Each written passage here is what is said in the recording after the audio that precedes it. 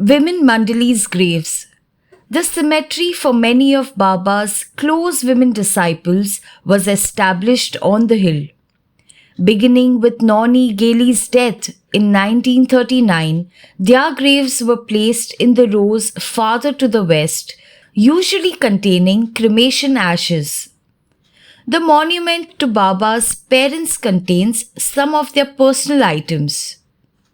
Their bodies were interred in the Tower of Silence in Pune.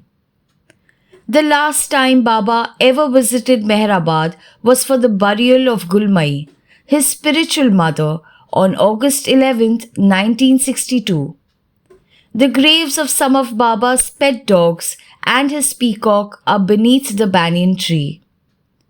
When Baba established his trust in 1959, he specified the order of the graves of the women Mandali to each side of his tomb.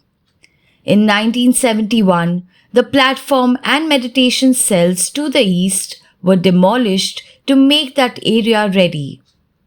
In honor of Mehra's special status as Baba's dearest disciple, the other women there opted for cremation, leaving only her body to be buried as Baba's was.